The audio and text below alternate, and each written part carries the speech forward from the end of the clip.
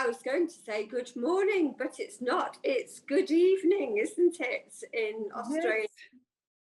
Yes. Hi, how are you? Yeah, we're all good. We're all good over here, and this is the third 30 minutes with our globally renowned, and I'm really excited about this, with Georgie Westley, which is fantastic because she's an absolute fountain of knowledge and totally admire everything. So this is going to be super, super exciting.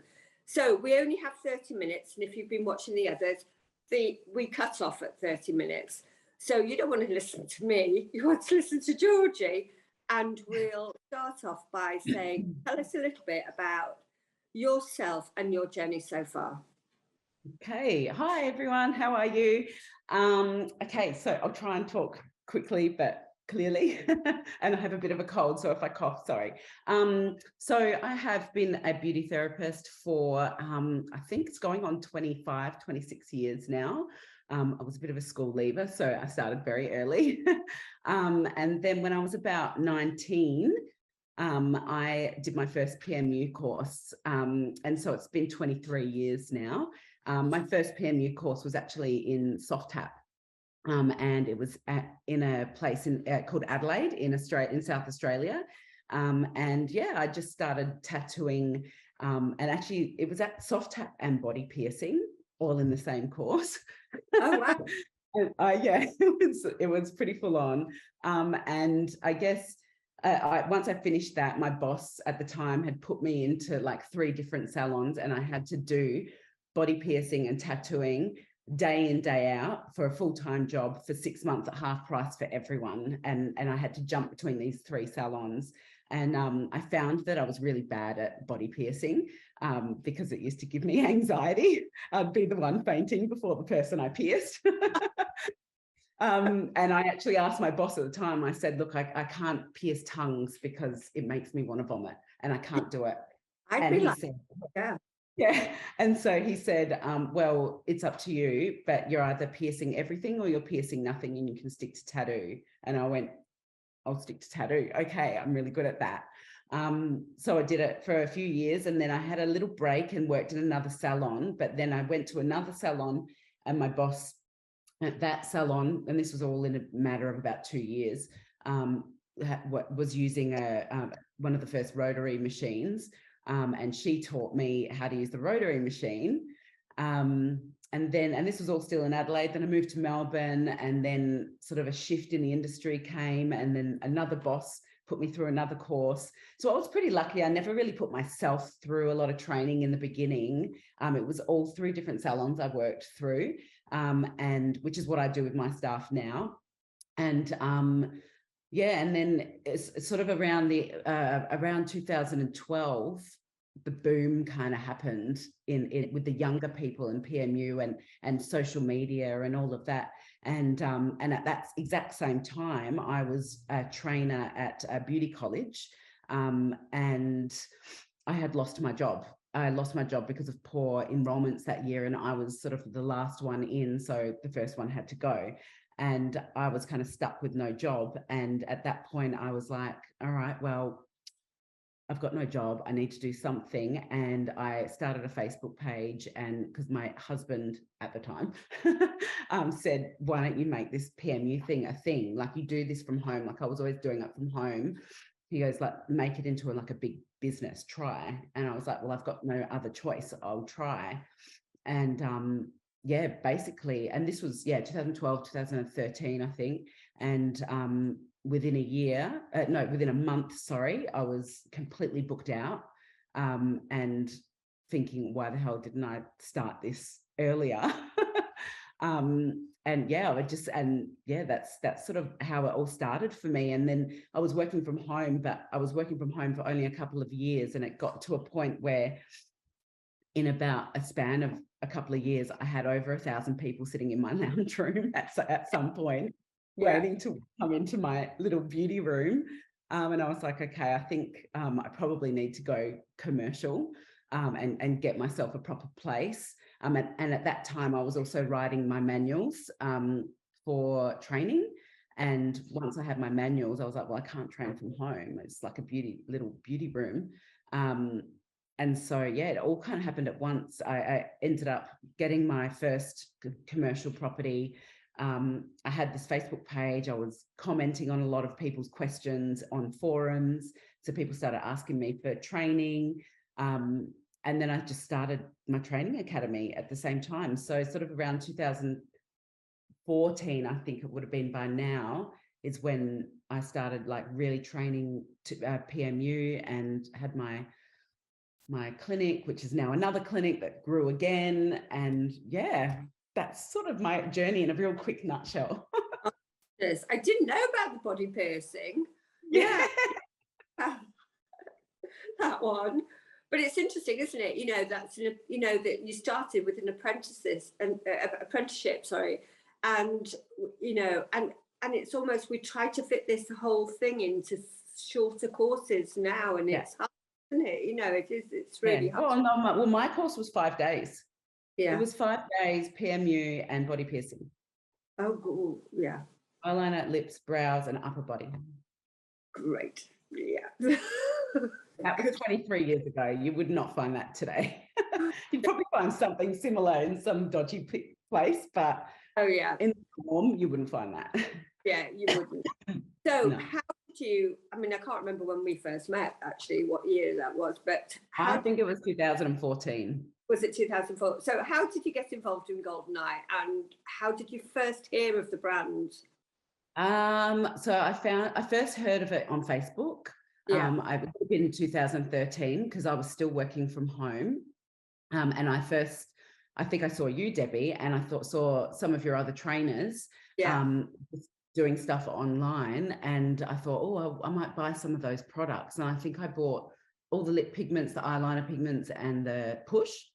Yeah. And just started using those. Yeah. I was still doing a lot of brows, and I was using an inorganic line. I was a bit scared to go over to a brow line. So I started off with lips and liner and loved it. And then I remember saying, like, getting in contact with you guys and saying, I want to come over and train. Yeah. And so I came over and trained. I think I trained with one of your other trainers first in eyeliner. Yeah. And then I came back the following year and met you, and I trained with you in lips and brows. Yeah. And just getting to know Goldeneye a lot. And then I remember it would have been about a year after that because I was already bringing in all of the Goldeneye stuff for my students by then. Yeah. And then a year after that, you and I met in Dubai to talk about me becoming the Goldeneye distributor for Australia and New Zealand. Yeah. Yeah. And that's sort of how it started. Do you remember the launch? Oh my goodness, that was a marathon, wasn't it? Oh yes, yeah. And by then I'd taken my business partner for Australian Colour Technologies, which was Kelly Inglis. And then when the new pigments came out, which are now the old pigments. Yeah. You and Jasper came out. Yeah. And we did a massive launch. I think it was a 5-day training, different things every day. Yeah, absolutely. Yeah. It was fun. It was so much fun. Yeah. It was so much fun. So tell us what you most like about the brand, and what kind of you have felt has set Goldeneye apart from everyone else. Because I mean, traveled. There's a few things, and I think for me, like when I became the distributor, I could tell, one, that Goldeneye was a really close-knit family company. Yeah. I think for me, that was really important, because with the way Goldeneye is, I find, they listen to the trainers, and they listen to the ambassadors, and they listen to us. And if we've got some form of feedback for something or an idea, they really take that on board, and they look at developing our ideas. And if we think that something needs to be improved, I love that they take that on board. So I think that it's a very serious company, but also a very close-knit family company. So that's a big thing for me. Aside from the amazing products, is the ethics that come with the company. Yeah, and then I think the other thing that I really love, and I think I really love the brow products, because when you work with other product lines, you work with lines that use modifiers to warm up products.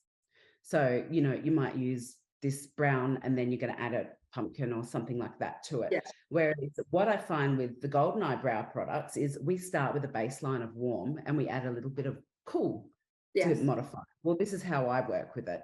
And so I tend to cool my products down rather than warm them up. And what that stops them from doing is healing too cool over time. So when you've got a dark brown from another brand and they say, oh, you've got to modify it with a drop or two of orange, is you don't actually have that much orange in there to have it heal a neutral to warmer tone. And then so within a year or so, it goes too ashy. And then you've got to keep adding the orange to it. Whereas with the Color Essence line, you start off with a baseline of warm brunette, you know, dark redwood, and you know, Copacabana. I love that color.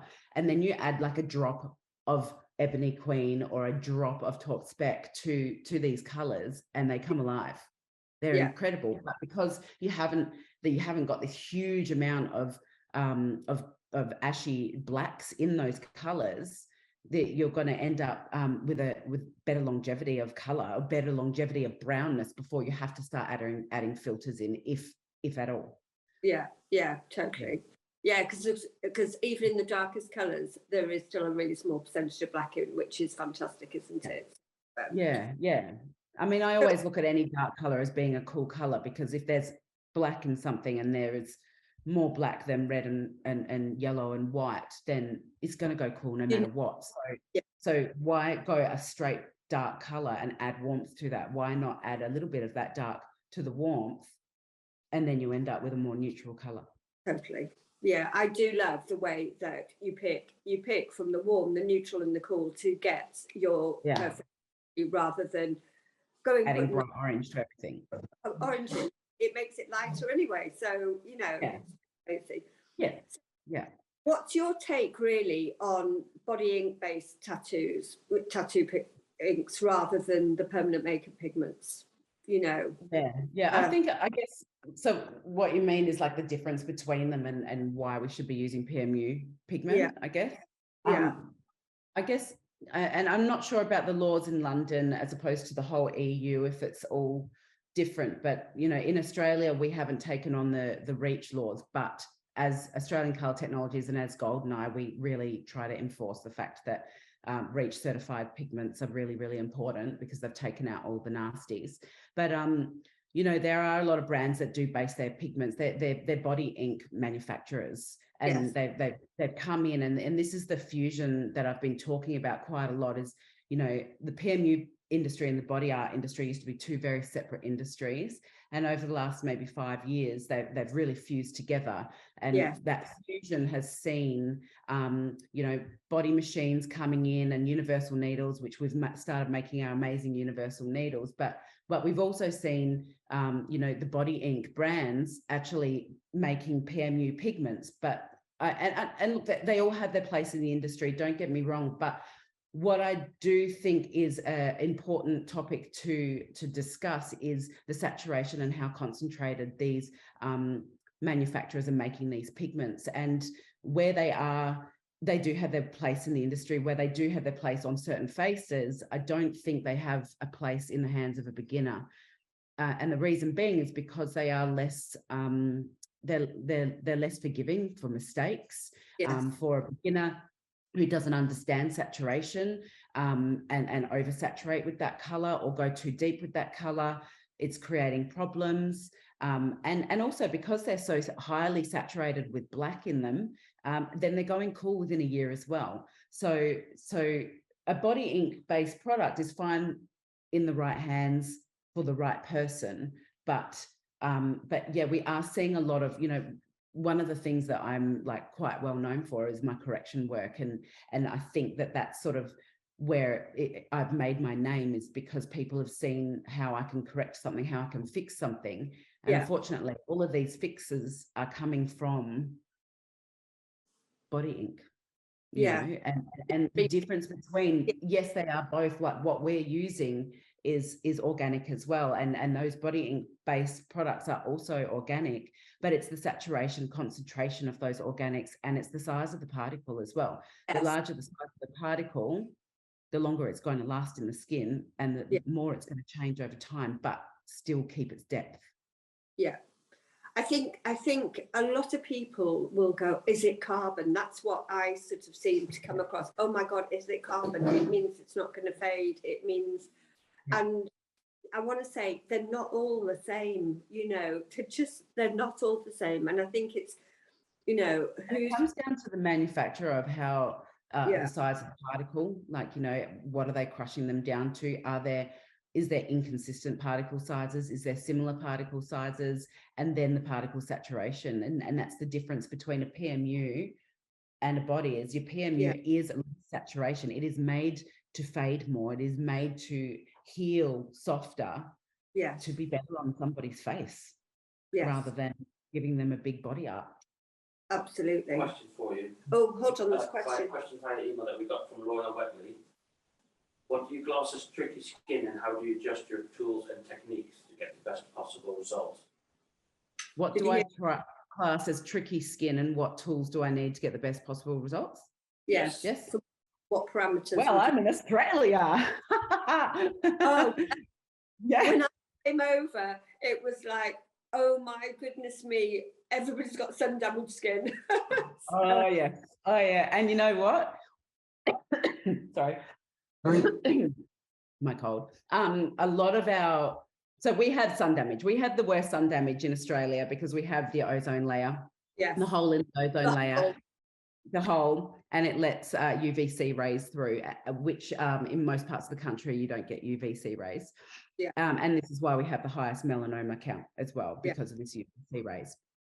And then we also have all the farmers. We have all the you know, all these people that live in the elements and farm and live in the country, and they all have the most terrible sun damage. And sun damage really presents itself as highly vascular skin, highly pigmented, crusty bits on their skin, uneven texture. Yeah. You know, when somebody's sun damaged, their capillaries go as close to the surface of the skin as possible to deliver as much oxygen to the skin, to deoxygenate or detoxify the skin from all of those free radical damage, which is coming from the elements, coming from the environment, from the sun. So a sun damaged skin is going to bleed. It's going to be tough. It's also going to chew up if you're not using the right speed of your needle. So and needle. So in answer, it really depends on the type of skin. If you've got a fragile skin, then you're going to have to use a 1-point needle. But if you've got a tough skin, a leathery skin, then you're going to have to go a bigger needle. And something to bear in mind is if you try and use that 1-point needle on the speed of the bigger needle, you're going to tear the crap out of the skin as well, and vice versa. Yeah. If you try and use that 5 needle on the speed of a 1, you're going to tear them. Why? Because a 1 should be used on a very, very slow speed. Yeah. So it has more time in the skin to just deposit its little dots. Whereas the 5 needs to be used on a faster speed, so it can get through the resistance of that skin, because there's 5 needles now, not 1, so that you can actually slide through that skin. And in actual fact, when I'm on a sun damaged skin or a fragile skin, I will actually shorten my 5 needle and work off the cap. As annoying as it is, and a lot of people go, oh no, don't work off the cap, it's messy. Yes, it's freaking messy, but any 5 needle is going to be messy because it's holding this little pocket of pigment that's just going to go anyway. When you work on it at a faster speed on a shorter length, you can pack color in really quickly. And the quicker you're in and out of a sun damaged skin or a fragile skin, the less trauma, the better it's going to be. It might not be all pixelated and pretty, but you're never going to get that on a skin that is thick and that is damaged. Anyway, so let's just give them a powder brow that's going to get in and out really quickly on a short needle length, so that you don't go too deep, and just get it in. It is a little bit more of an old school technique, but sometimes the old school techniques, there's a reason why we have them. Yeah, and even in the UK, you know, we'll have really thick, oily skin, huge pores, all this kind of stuff. And it's the same, well, you can't use, you know, your lovely little sort of, you know, pixelated this, that, and the other to get the same, you know, get same healed result. You just can't. So, and you don't get a pixelated heel anyway. It just becomes all misty and foggy. yeah. Foggy brow. I think I heard someone call it that not long ago, and I was like, ooh, foggy brow. There's a new name for it. Yeah. Don't know how attractive that sounds, but we like misty brow. We like. Yeah. So I suppose your biggest correction issues are. Well, I tell you what the biggest correction issues are. I know exactly. There's two major ones. One, and it comes back to using body ink. Using body ink on young skin. When you use body ink, especially on lips, something to bear in mind is when you are tattooing a lip client, look at their age, okay? Because a young person does not want a lipstick look. They want a transparent, soft, natural look. Yeah. If you go and use body ink like you would on a mature age client or a dark lip neutralization of some sort, the way many people are training at the moment, and you go and pack it in, you can't change that. And the skin can only hold so much pigment. So if somebody is holding,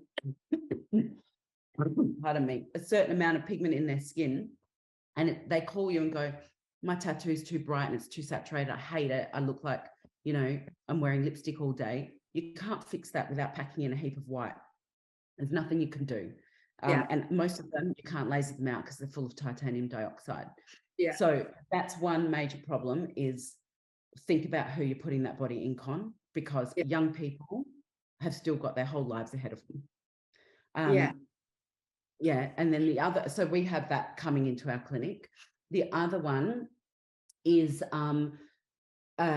old people having brows made too thick and too low for their face. And bearing in mind that everybody's brows are going to keep getting lower and they're going to keep aging. So if you've already placed their brow touching that shadow and going absolutely with the exact where that person's hair is, they're only going to get older and their skin's only going to get lower. So you've got to really think about the placement of brows, because we do laser, we do saline and glycolic removals all week on so many people, because people are placing brows too low and oversaturating brows with body ink. Yeah. And I think, you see, the thing is, not one person doing this job has taken anybody through their life. So we have clients in their 20s, and nothing is meant to designed for life. You know what I mean? I've got some clients that I've been doing for 15 years, and I am removing a 1 millimeter to 2 millimeter strip under all of their brows because they've aged and their skin's dropped and everything's a little bit too low now. And luckily for me, I can fix my own work from people who I saw 15 years ago. And it's a real, I don't know if the fashion is in Australia at the moment, but it's really this, you can have quite fair-haired people with wanting really dark brows.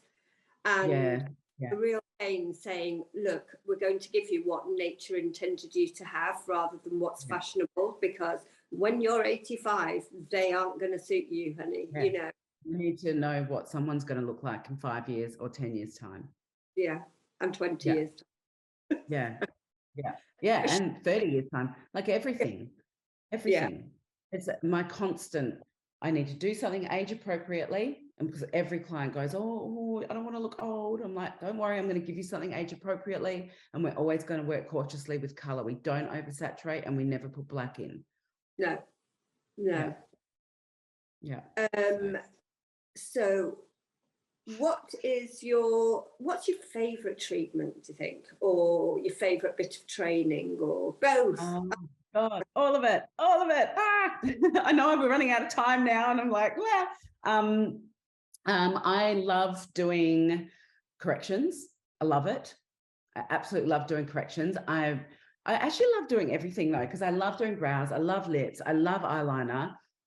Everybody says they hate eyeliner. I think I force myself to love it because everybody hates it, and I'm always the person that wants to do something that nobody else wants to do. It's how I became a good business person. Do the thing that no one wants. I love areola. I hate scalp, so I don't do it. I just don't do it. Hate is probably a strong word. I dislike scalp. But yeah, I think, yeah, I love it all. I love it all. I can't say I love one particular. I probably love areola. I love lips, and I really love corrections. I probably love corrections the most. Yeah, because I think it's more rewarding. And it's a challenge. Yeah. Like I just did a neon green one just the other day. We'd already done like 2 sessions of laser and 1 session of saline, and then I've done her new brows, and then we're going to spot treat with saline once her new brows are healed. And you know, they hug me every time. They're like, "Oh my God, finally!"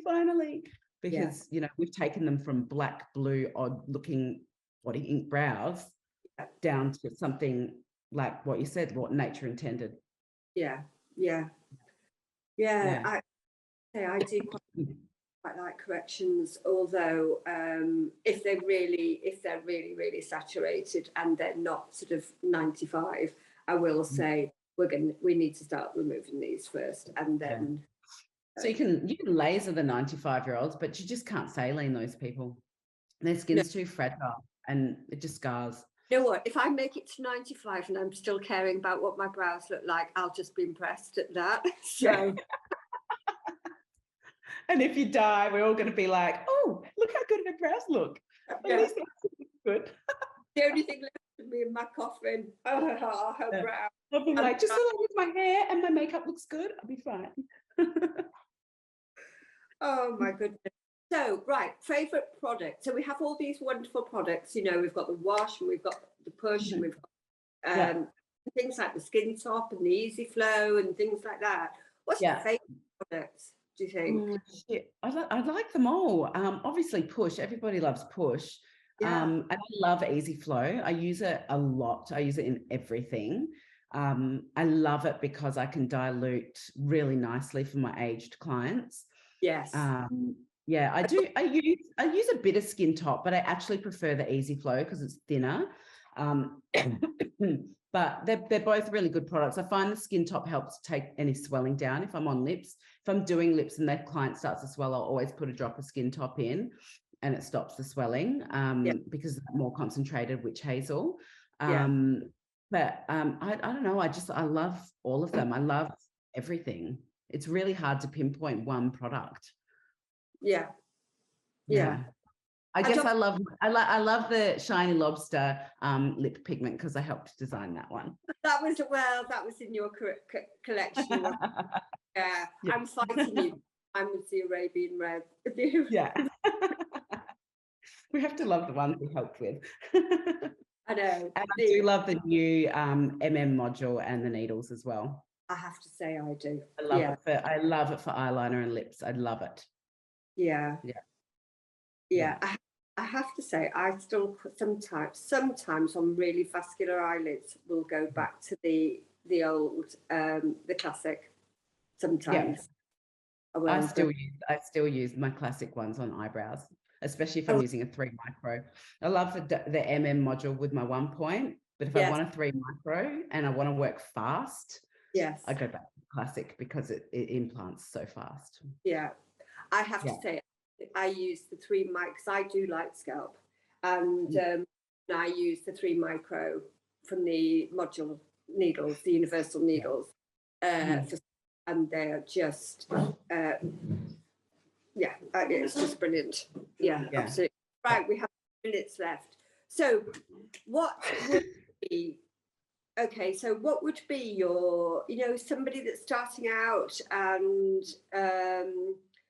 we're in, can't say session exactly, but it's hard queuing up at the door and things like that. What would be your best tip? Advice? Learn, just keep learning. And also, I know that people are probably going to shoot me for this, but I'm going to say it anyway. There's no such thing as work-life balance when you're trying to get good at something.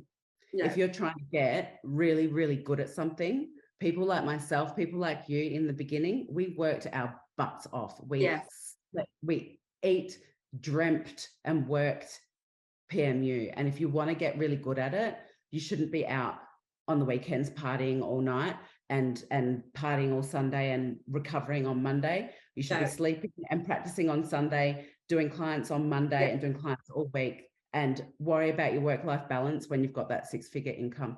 Absolutely. I have to say, I was like the martini girl, anytime, any place, anywhere. You know, when I first started, eat, sleep and dream it. Move mountains. And Tony Robbins, who is the strategic coach, he says everybody who's building a business should work at least half a day. So that's a minimum of 12 hours.